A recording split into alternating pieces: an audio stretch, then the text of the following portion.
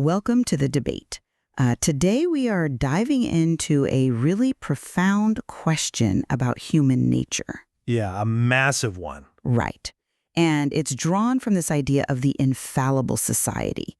So to start us off, I want you to just imagine observing a fish tank. Okay, a fish tank. Yeah, and the fish in this tank are just acting completely erratically. I mean, they're highly aggressive. They're hoarding the fleeks of food that drop from the surface. Right. And they're constantly darting into the corners, kind of eyeing each other with this profound suspicion. Like a hyper-stressed environment? Exactly, a super stressed environment. And you essentially have two choices in how you analyze this. You can look at it and conclude that these fish are just inherently selfish, that they are untrustworthy by nature. Sure. Or you can take a water sample, test it, and discover that the environment itself is highly toxic. Ah, I see. Yeah, and that toxicity is causing a perpetual physiological stress response in the fish. Right, but the necessary counter question to that, right, is what happens when you perfectly purify that water? Right, the clean tank. Exactly. You clean the tank, you filter the water, and you discover the fish still bite each other. Well, at that point, you have to face the reality that you are simply dealing with a naturally predatory species. Well, and that is exactly the core of what we're debating today. I hold the perspective that our current economic system, it actually actively punishes honesty, and that by redesigning our environment, specifically by decoupling our basic survival from money, we can fundamentally elevate human behavior. And I take the contrasting view. I think that while environments certainly influence behavior, attributing human division and self-interest entirely to the monetary system it's really reductive. Reductive how? Well, because our biological drive for self-preservation, that predates currency by hundreds of thousands of years. Sure, it predates currency, but let's look at the mechanics of environmental adaptation that the source material outlines. Okay. We're dealing with this structural reality today where honesty can frequently be, economically fatal. Economically fatal. That's a strong phrase. It is, but think about a salesperson, right? Okay. If they tell the unvarnished truth about a product's flaws, say it's a used car or a piece of software. Right, they point out all the bugs. Exactly. If they do that, they might lose the commission that pays their rent. Yeah, they lose the sale. Right. But if they exaggerate its benefits, they secure their livelihood. So the environment is actively rewarding deception. I mean, the incentive structure is skewed. Yes. Right. So it's not that humans are pathological liars. It's that we are rational actors surviving in a system where exploitation is highly profitable. I mean, our brain chemistry reacts to financial scarcity exactly the way a hunter-gatherer's brain reacted to a famine. With panic. Exactly. Cortisol floods the system, short-term survival thinking takes over, and empathy just shuts down. Right. So the solution presented by the material, it isn't to lecture people to be more moral. Because lecturing doesn't work. No, it never works. The solution is the infallible society. Right, the big concept. Yeah, it's a deliberate redesign of our socioeconomic architecture, a system where basic life necessities are guaranteed, which removes that biological panic that makes exploitation necessary in the first place. Look, yes, incentives dictate action. I agree with that. But the assumption that suspicion and competition and deception are mere byproducts of financial pressure, I think that ignores the deep, ingrained realities of our evolutionary psychology. You think it's deeper than just money? Much deeper. Human beings are biological creatures. Long before there were banks or mortgages or profit margins, Sure. there was brutal competition for mates, for territory, for social status. Well, yes, but And the Infallible Society, it proposes providing free electricity, water, healthcare. And logistically, with advancements in automation and technology, perhaps that is attainable. it's highly attainable. But to assume that supplying those material needs will just magically eradicate human suspicion or the desire for relative advantage, it just ignores how our brains are wired. I don't think it ignores it. I mean, you cannot engineer away the human ego simply by turning off the water meter. But to understand why the environment is so pivotal here, we have to examine how trust is actually rationed in our daily lives right now. Okay, what do you mean by rationed? Well, let's break down the psychology of something as simple as buying a product online. Sure. Before you click purchase, what is your default physiological and psychological state? Usually trying to figure out if it's a scam? Exactly. You read the one-star reviews. Oh yeah, always skip the 5-star ones. Right. which is you don't trust them. You compare prices across 3 different platforms. You actively wonder what information the seller is hiding from you. And why do you do this? Because survival in this system requires constantly protecting yourself from another person's economic interests. Because their goal is to get my money. Right. The buyer needs to retain their capital, and the seller needs to extract it to survive. So these competing needs, they create this inherent friction. Yeah. Suspicion becomes a survival requirement. And this isn't evidence of innate human toxicity. It is evidence of an environment where our interests are structurally pitted against one another, triggering that fight or flight response constantly. I come at it from a different way. Okay. That friction you were describing, the reading of the reviews, the comparing of prices, Yeah. that isn't inherently toxic. It is a necessary mechanism for assessing value in reality. But it's stressful. It's adversarial. It is. But negotiation and protecting one's interests, they're simply ways that 2 distinct individuals who have different needs and subjective preferences find an equilibrium. An equilibrium based on leverage, though. Well, let's simplify it. If I have a basket of apples and you have a basket of oranges, we have to negotiate a trade rate. Sure. That requires assessing motives, assessing quality, relative value. So is that suspicion a byproduct of money, or is it simply a byproduct of 2 distinct minds encountering one another? I see what you're saying, but To frame negotiation as a systemic evil, I think it ignores the fact that human beings are not a monolith. We have different desires, and friction is the natural state of resolving those differences. yeah, I'm not convinced by that line of reasoning. Why not? Because you are equating a casual trade of apples and oranges with a systemic mechanism that dictates whether someone eats or starves. I mean, trade is fundamental.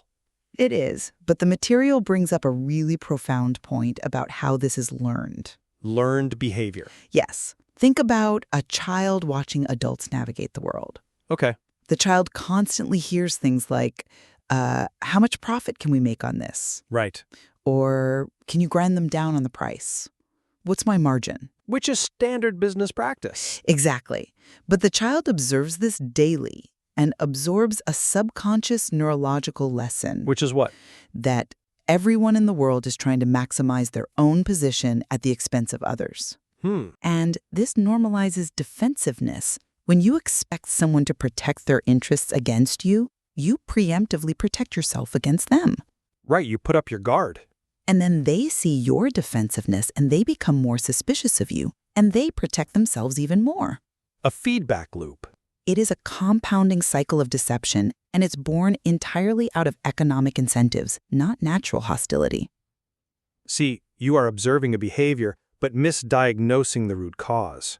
How so? Yes, the child learns about maximizing their position, but why do they learn that? Because the system teaches them to. No, because resources are finite, and time is finite. This is true in any system governed by the laws of physics, regardless of what currency you use. But we use the phrase "that's just business" to bypass that reality and excuse immense collateral damage. Well, people use that phrase, sure. They use it all the time. When a behavior becomes widespread, we stop asking if it's healthy, and we just call it normal. Right. I mean, we accept relentless profit-seeking, planned obsolescence, ruthless corporate competition. We accept it as the default setting of humanity. Because it drives progress. But that's just business, acts as a linguistic shield. It allows perfectly decent people to compartmentalize behaviors that, in any other context, would be considered sociopathic. Sociopathic is a very strong word. But think about it. We justify prioritizing a quarterly return over human well-being simply because the system demands it. If the environment requires you to act ruthlessly to maintain your livelihood, then ruthlessness becomes normalized. I'm sorry, but I just don't buy that. Let me tell you why. Okay, go ahead. You are positing that if we didn't have this specific economic environment, this ruthlessness would just dissipate. It would be massively reduced, yes. But history and anthropology contradict that assumption entirely. In what way? Humans learned tribalism and zero-sum warfare long before fiat currency existed. Well, sure, there was tribalism. We see strict status hierarchies in primates. We see territorial defense in early hominids. But we aren't early hominids anymore. No, but the biology is the same. Isn't it incredibly dangerous to assume all our divisions and ruthless behaviors are artificially constructed by financial systems? Dangerous. Yes, because if you diagnose the disease incorrectly, blaming the construct of money rather than our biological hardware, your proposed cure is going to fail catastrophically. That's an interesting point, though I would frame it differently. Okay. The argument from the material is not that humanity was a flawless, peaceful utopia before the invention of money. Well, it certainly wasn't. Right, nobody is saying that. We are not blaming every single human flaw on currency. Fair enough. The question is, how much of what we currently consider normal behavior is an exacerbated response to the specific environment we have engineered? Exacerbated. Yes. If the current environment amplifies our worst biological impulses, we have a scientific obligation to ask what happens if we change that environment. And this is exactly what the Infallible Society represents. It is a shift from a scarcity mindset to an abundance mindset, leveraging modern technology and automation. Okay, but anyone listening right now is probably thinking, if you guarantee my housing, my electricity, and my food without any requirement for me to pay for it, Yeah. I'm not going to suddenly become a saint.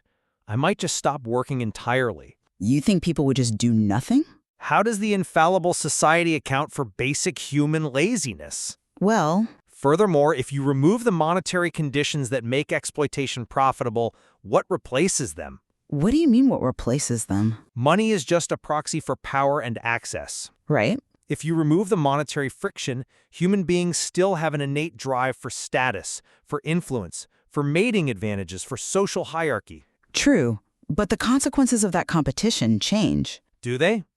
If I don't have to worry about my electricity bill, I now have all my time and energy freed up to compete for social standing or ideological dominance.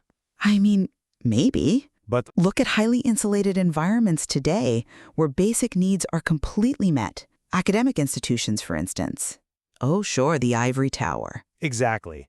The economic stakes are often quite low, right? You have tenure, but the political and interpersonal ruthlessness can be notoriously vicious. It is famously vicious. Right, so without economic friction, other forms of human competition simply expand to fill the void. I see why you think that, but let me give you a different perspective, using a very grounded analogy from the source material.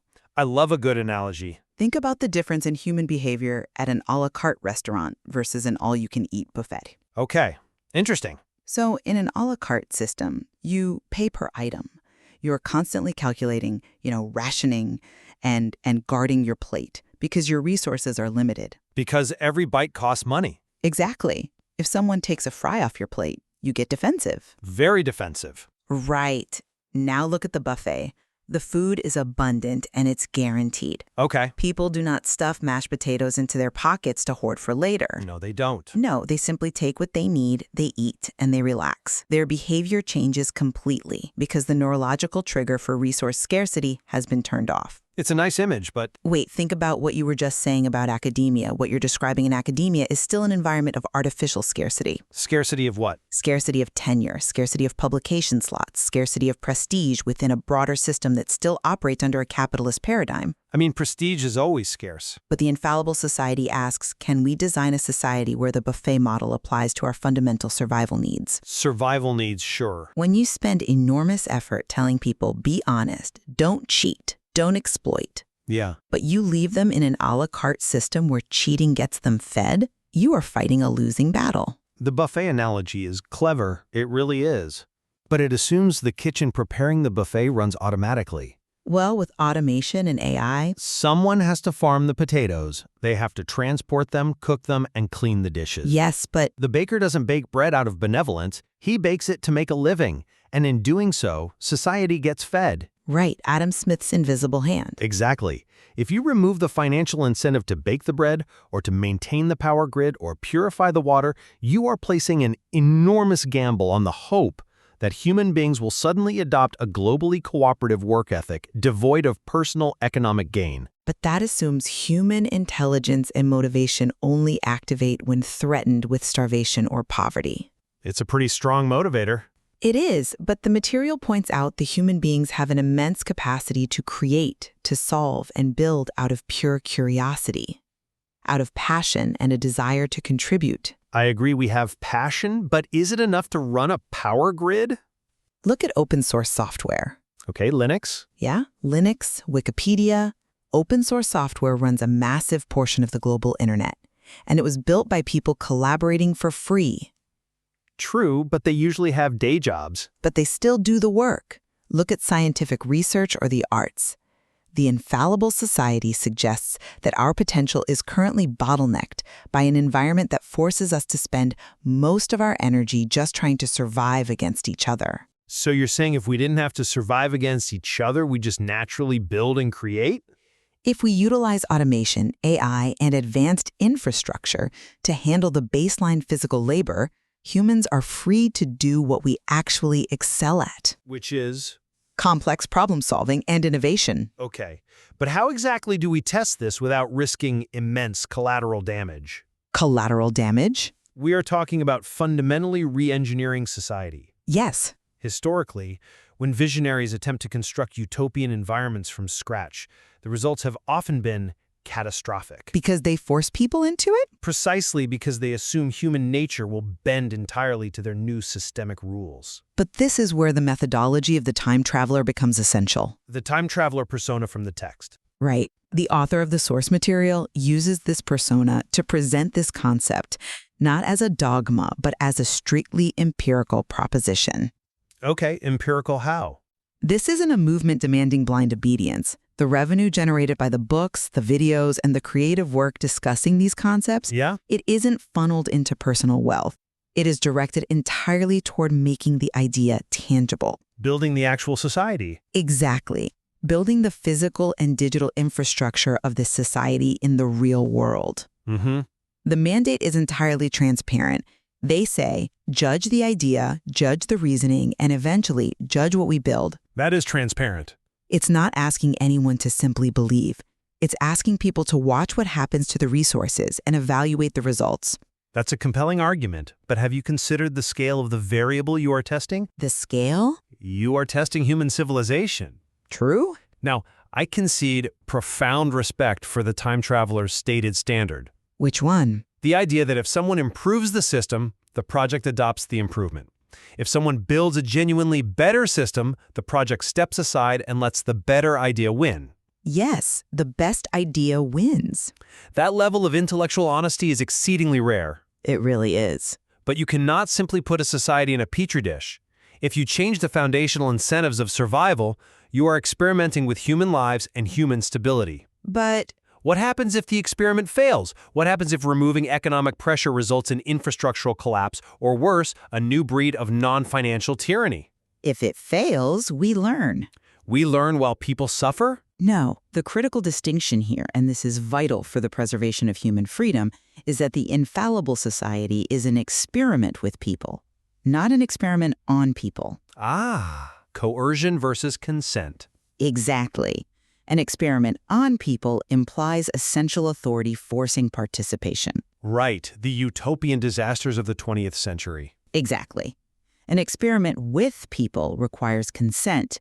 It requires transparency and the freedom to opt in or opt out. A voluntary society.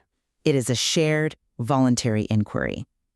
And let's be honest about our current reality. We already live in a massive socioeconomic experiment. Well, that's true. Fiat currency, fractional reserve banking, algorithmic attention economies. Social media algorithms, yeah. These are all massive experiments currently being run on humanity, and often without our explicit consent. Fair point. And they are generating the exact defensive, deceptive behaviors we discussed earlier.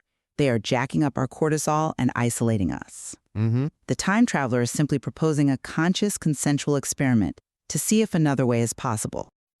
The existing monetary world asks, what can this idea make for me? Right. The time traveler asks, what can this idea make possible for humanity? I agree that our current system operates as an unguided experiment with massive flaws. Huge flaws. But the present world, for all its inequities, has produced the highest standards of living, the longest life expectancies, and the most rapid technological advancement in human history. Because of the friction. Yes. The monetary system, by harnessing human self-interest, inadvertently creates vast collective value. It does, but at what cost? A high cost. But while the vision of a society free from economic friction is deeply compelling, we must not mistake the environment for the organism. Meaning the water for the fish. Exactly.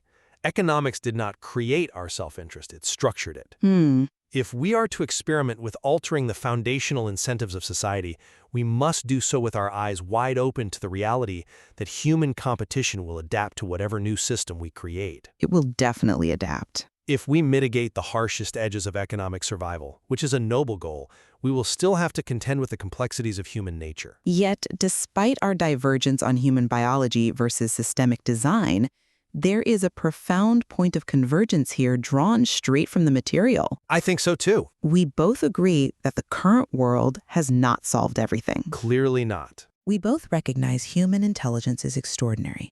And crucially, we both agree that criticism is information. Yes. The project of the Infallible Society welcomes criticism because it operates on the standard that the best idea deserves to win. And if a system cannot withstand rigorous critique, it certainly cannot support the weight of human civilization. Absolutely. The intellectual honesty of inviting challenge, of saying, if you could imagine something better, build it. That is a standard all systemic reforms should be held to. Then humanity truly has a choice. We can either continue perpetually adapting ourselves to the flawed environment we've inherited, or we can become conscious enough to redesign the environment itself. Not demanding obedience, but inviting inquiry. Which brings us right back to our fish tank. Right. If the water is toxic, how long do we spend analyzing the erratic behavior of the fish before we finally attempt to build a better filter? It's a great question. Are we simply too busy surviving inside our current environment to even imagine building a better one? A lot to think about. There is much more to explore regarding human potential and our economic realities, but we will leave that question with you for now. Thank you for joining us on this intellectual journey. We'll see you next time.